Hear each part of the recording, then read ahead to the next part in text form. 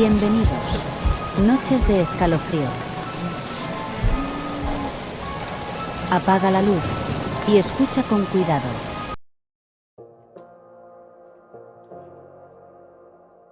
¿Te imaginas descubrir que toda tu vida fue parte de un experimento secreto del que nunca te dijeron nada? Bienvenido a esta historia, pero te advierto, lo que vas a escuchar podría quitarte el sueño. Todo comenzó en una tranquila mañana de 1963. En diferentes hospitales de Estados Unidos, varias mujeres dieron a luz a gemelos idénticos. Aquellos bebés fueron separados al nacer y entregados a distintas familias, como parte de un supuesto programa de adopción. Ninguna de esas familias sabía lo que realmente estaba ocurriendo. Años después, esos niños crecieron creyendo que eran hijos únicos. Vidas distintas, hogares distintos, realidades opuestas. Pero algo, en lo más profundo de cada uno, siempre les hacía sentir un inexplicable vacío, como si les faltara una parte que no sabían cómo encontrar. Lo que ninguno de ellos sabía era que, desde el primer día de vida, alguien los estaba observando. Psicólogos, psiquiatras y científicos del comportamiento visitaban sus casas de forma periódica, les hacían preguntas extrañas, pruebas psicológicas, incluso grababan vídeos de sus reacciones ante determinadas situaciones. Las familias pensaban que era parte del seguimiento normal de la agencia de adopción, pero nada era normal. Todo empezó a volverse más inquietante cuando, alrededor de los 15 años, varios de esos jóvenes comenzaron a tener la misma pesadilla recurrente: una habitación blanca, una mesa metálica y dos cunas idénticas separadas por una delgada cortina. Cada uno despertaba empapado en sudor, sin entender por qué soñaban con lo mismo. Hasta que uno de ellos decidió investigarlo por su cuenta. Aquel joven, llamado Thomas, no podía quitarse de la cabeza la imagen de las dos cunas separadas por una cortina. Cada noche la pesadilla se hacía más intensa, hasta que una madrugada, al despertar, se dio cuenta de que una de las cunas tenía su mismo nombre grabado en una placa metálica. Eso lo cambió todo. Comenzó a buscar en los archivos de adopción de su ciudad, y después de varias semanas de insistencia, logró acceder a un documento que lo dejó helado. Nacimiento: gemelos varones. Estado: separados por protocolo experimental. ¿Gemelos? ¿Protocolo experimental? El corazón se le paralizó. Ese mismo día decidió contactar a otros jóvenes adoptados que también habían sido sometidos a extrañas pruebas psiquiátricas de pequeños. Al principio nadie quería hablar. Pero cuando Thomas les mencionó la pesadilla de la cuna, uno de ellos, Michael, confesó que llevaba años soñando exactamente lo mismo. Fue como encajar la primera pieza de un rompecabezas prohibido. Ambos acordaron reunirse en persona, convencidos de que no era casualidad. Pero lo que no sabían es que desde el momento en que comenzaron a investigar, el experimento volvió a activarse. La noche antes de su reunión, Michael escuchó un golpe seco en la puerta de su casa. Al abrir, no encontró a nadie, solo un sobreviejo con una fotografía en blanco y negro. En la imagen aparecían dos bebés recién nacidos en cunas idénticas, con una nota escrita a mano. No debieron buscarse.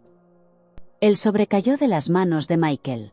Sentía como el aire se volvía más denso, como si algo invisible se hubiera metido a su casa junto con aquella fotografía. No pudo dormir.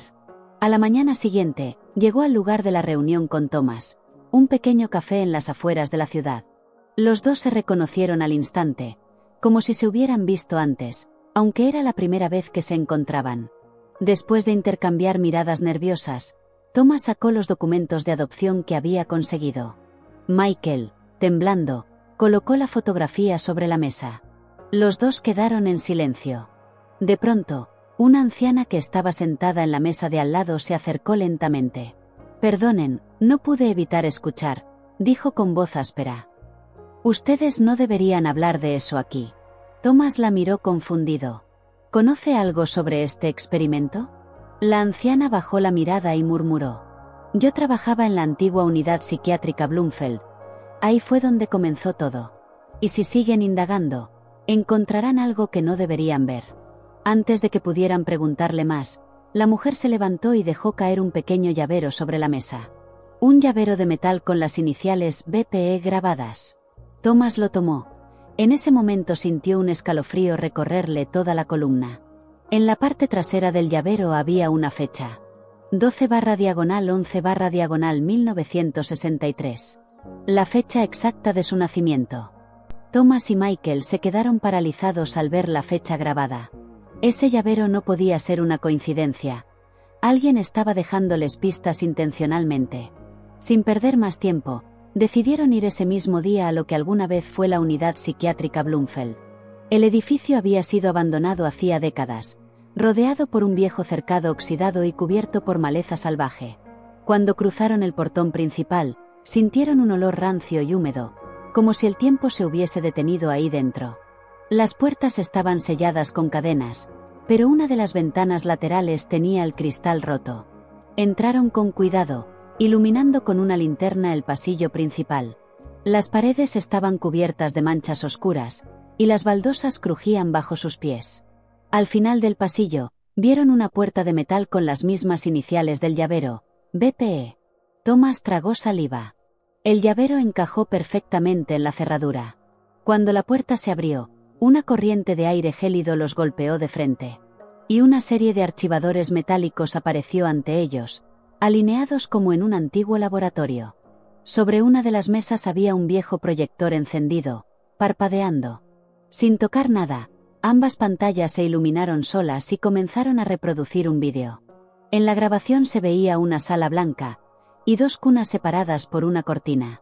Uno de los bebés lloraba desesperadamente, mientras al otro lo sujetaban con correas para hacerle una prueba de estímulos eléctricos. De fondo, una voz grave decía: Fase 3 del experimento. Responder al dolor percibido por el hermano. Michael cayó de rodillas. Thomas sintió que su corazón se detenía. En la pantalla, el bebé Thomas lloraba frenéticamente, cuando el otro bebé comenzó a gritar sin motivo aparente, como si sintiera el dolor de su hermano sin haber sido tocado. Thomas sintió un mareo tan intenso que tuvo que apoyarse en una de las paredes. Michael, con los ojos llenos de lágrimas, no podía dejar de mirar la pantalla. Aquellas imágenes demostraban algo que jamás hubieran imaginado. El sufrimiento de uno estaba conectado al cuerpo del otro desde el primer día. De pronto, el vídeo se detuvo, y en la pantalla apareció una frase escrita a máquina. Fase 4 se reanuda cuando los sujetos se reencuentren. Las luces del proyector se apagaron de golpe y un chirrido metálico resonó en el pasillo. Parecía venir desde una sala contigua. Thomas avanzó con la linterna temblando en su mano. Empujó lentamente la puerta. Y allí, en medio de una habitación completamente vacía, encontraron dos cunas antiguas, exactamente iguales a las del vídeo. Eran de metal oxidado, cubiertas por una cortina amarillenta que colgaba como piel muerta. Sin embargo, lo peor no fue encontrar las cunas, sino lo que había dentro de ellas. Una de las cunas tenía una pequeña etiqueta pegada al borde, escrita con tinta desvanecida. Sujeto T13, Thomas. En la otra, un nuevo papel, recién colocado, decía: Sujeto M14, Michael. Thomas retrocedió horrorizado. Michael intentó decir algo, pero de su garganta solo salió un susurro. En ese momento, el sonido de un bebé llorando comenzó a escucharse dentro de la sala, aunque las cunas estaban vacías. Primero fue un llanto, luego dos, ambos provenientes de diferentes esquinas de la habitación. Los dos amigos se miraron aterrados. Algo invisible se estaba despertando. Los llantos se volvieron cada vez más agudos, rebotando en las paredes como si decenas de bebés estuvieran atrapados dentro del edificio. Thomas tapó sus oídos, pero el sonido atravesaba su cabeza como un eco fantasma. Michael comenzó a caminar hacia atrás, desesperado por salir de esa habitación. Cuando, de pronto, la puerta se cerró sola con un golpe brutal, dejándolos atrapados. Las luces parpadearon. Entonces vieron cómo las cunas empezaban a moverse por sí solas, chirriando contra el suelo oxidado. Una de ellas se acercó lentamente hacia Thomas. La otra, hacia Michael. Michael gritaba, empujando la cuna con todas sus fuerzas, pero era como si una fuerza invisible la estuviera controlando.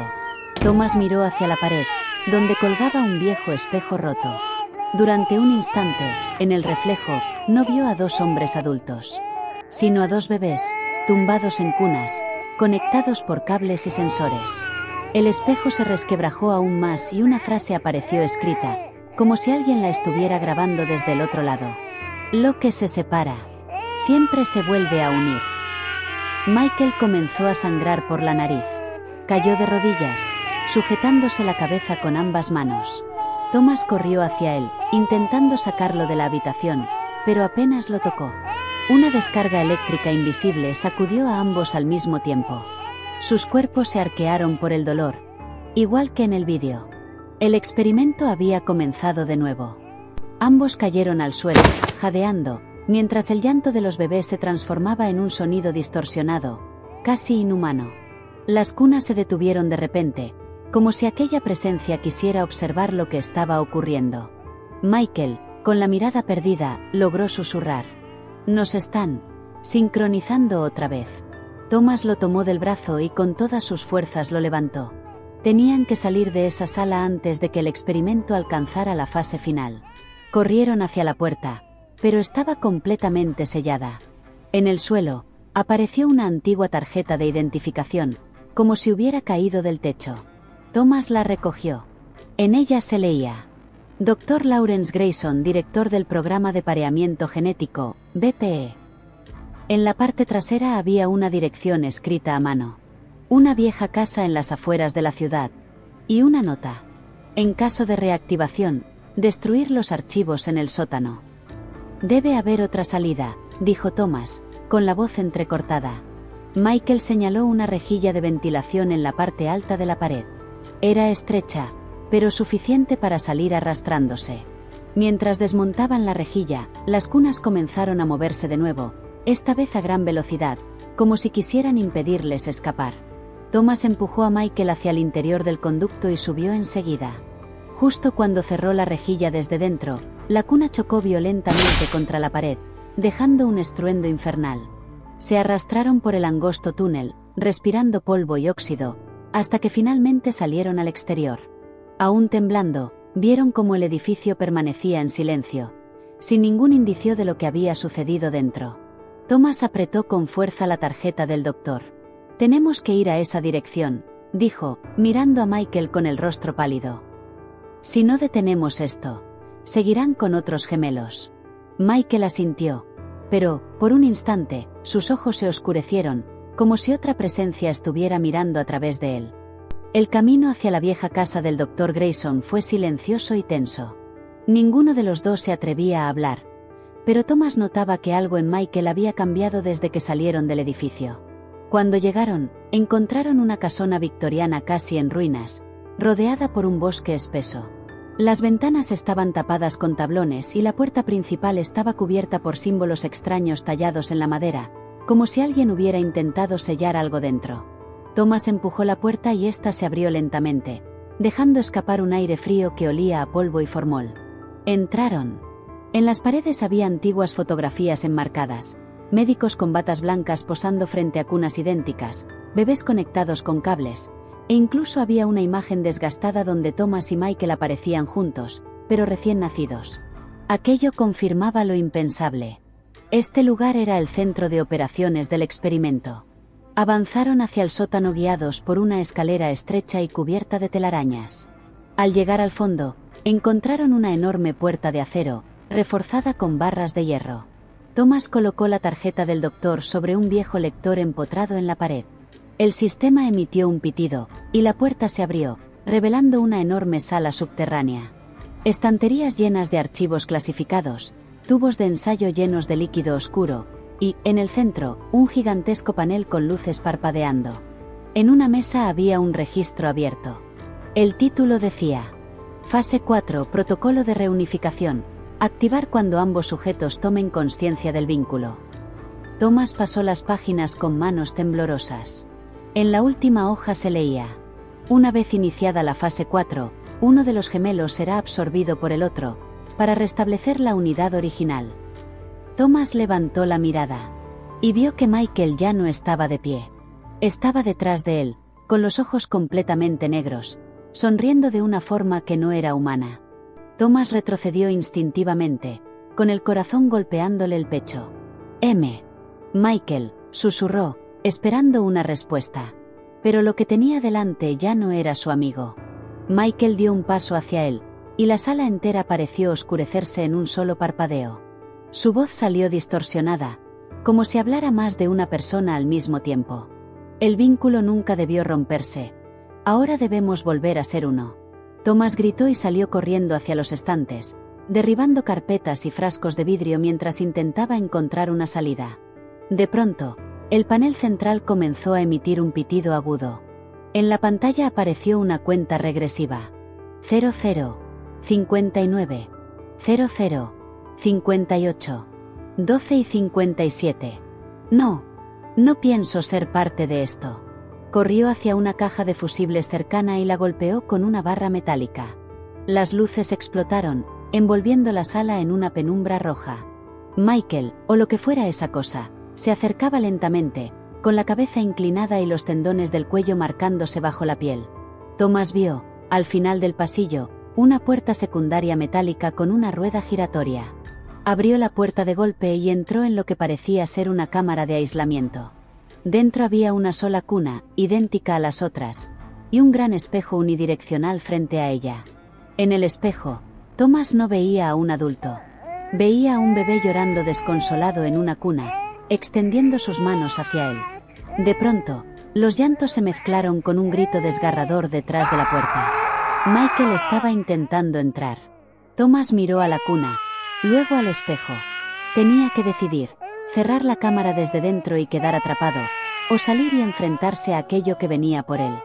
Thomas temblaba frente al espejo, con la desesperación oprimiéndole el pecho. El bebé del reflejo seguía llorando, pero ahora extendía también la otra mano, como si lo invitara a acercarse. No puede ser real, murmuró, con la voz quebrada. Pero antes de que pudiera reaccionar, la puerta de la cámara se abrió de golpe. Michael entró, con el rostro desfigurado por una sonrisa antinatural y los ojos completamente negros, como pozos vacíos. «Vuelve conmigo, somos el mismo». Thomas retrocedió hasta chocar con la cuna. En ese momento, algo dentro de él se quebró. Comprendió que la única forma de detener el experimento era evitar la reunificación por completo. Miró al bebé del espejo por última vez, con lágrimas corriendo por sus mejillas, gritó: «No seré parte de esto». Con un movimiento desesperado, arrancó todos los cables y circuitos del panel de control de la cámara. Las luces del laboratorio comenzaron a parpadear violentamente y una alarma ensordecedora llenó el aire. Michael lanzó un grito monstruoso, llevándose las manos a la cabeza, como si algo intentara arrancarlo de este mundo. Thomas se abalanzó sobre la rueda de la puerta y la cerró desde dentro. Un último vistazo. Michael lo miraba desde afuera, golpeando violentamente la puerta, mientras su rostro empezaba a desmoronarse como si fuera de ceniza. Thomas apretó los ojos, y todo quedó en silencio. Horas después, los equipos de emergencia encontraron el laboratorio destruido. En la cámara de aislamiento solo había una cuna vacía. Y en el espejo, 2 huellas de mano de bebé impresas desde el otro lado. Del cuerpo de Thomas, no había rastro alguno. Si esta historia te puso los pelos de punta, no olvides suscribirte al canal, dejar tu like y contarnos en los comentarios. ¿Qué habrías hecho tú si descubres que eres parte de un experimento? Nos vemos en la próxima historia, si es que todavía puedes dormir.